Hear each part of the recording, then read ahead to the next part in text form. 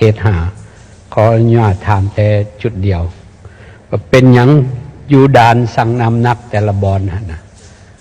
จึงบ่มีสางเก็บฝากสินค้าในกรณีว่าน้ำหนักเกินก็ต้องได้เอาออกหรือเอาลงแล้วจะให้ผู้คนส่งสินค้าเอาไปฝากไว้บอนใดตอนนี้ในตอนหน้านี้ทางกระทรวงมีที่ทางแผนการจะแก้ไขปัญหานี้แนวใดขอขอบใจครับเจ้าไม้ฟองไม้ทรายเกียรติ12เขื่อนคำมวลมีคำถามข้อเดียวเนาะปัจจุบันมันมีรถขนส่งทานหินออกจากลาวเฮานี่ไปเบื้องฝั่งตะวันออกอยู่ลาวเฮานี่คนใช้รถ22ล้อหรือว่าหลายกว่านั้นบัดพอฮอดฟังนั้นใช้แต่รถ6ล้อ10ล้อเท่านั้นเฮ็ดให้หนทางนี่เปเพเสียหายประชาชนได้รับความเดือดร้อนท่านจะมีแนวทางแก้ไขปัญหาได้คือแนวใดขอขอบใจสำหรับการคุ้มครองน้ำหนักคือเขาพระเจ้ามีคำเห็นนั่นแหละ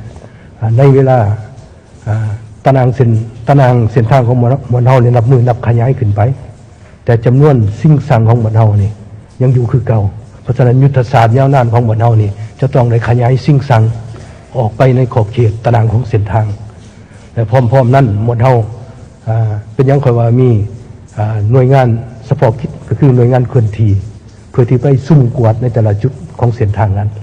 เพราะฉะนั้นเลยอันนี้ก็เป็นบทกันย่อท่อที่ว่าแก่ยามมาดนเพราะว่าหมดเฮาจะหันโดยเฉพาะสิ่งสั่งอันให้เป็นทันสมัยขึ้นมีการคุ้มครองเพราะฉะนั้นแหละโดยเฉพาะมันพนักงานเฮาอยู่สิ่งสั่งอันถือว่าตรงไหนเอาใจใส่ปฏิบัติหน้าที่หน้าเวียกของตนเองเพราะฉะนั้นแหละพนักงานเฮาอยู่ในหันก็ขาดเขินโดยเฉพาะจะต้องได้เฮ็ดเวียก24ชั่วโมงก็ถือว่ามันจะต้องมีเบี้ยเลี้ยงเฉพาะแล้วเดี๋ยวนี้บ่ทำกำลังหางนโยบายให้แก่หน่วยงานสิ่งสั่งนั้นในการเฮ็ดเวียก24ชั่วโมงนี่ควรมีนโยบายแนวใดต่อพวกเขาเจ้าเพื่อหลีกเลี่ยงเว้นปรากฏการณ์ย่อท่อที่จะเกิดขึ้นเนาะเพราะฉะนั้นแหละในเมื่ออยู่ในหัน24ชั่วโมงมันก็เป็นเขาจะหันไปหุบแบบใหม่แล้วว่าเขาจะเฮ็ดจังได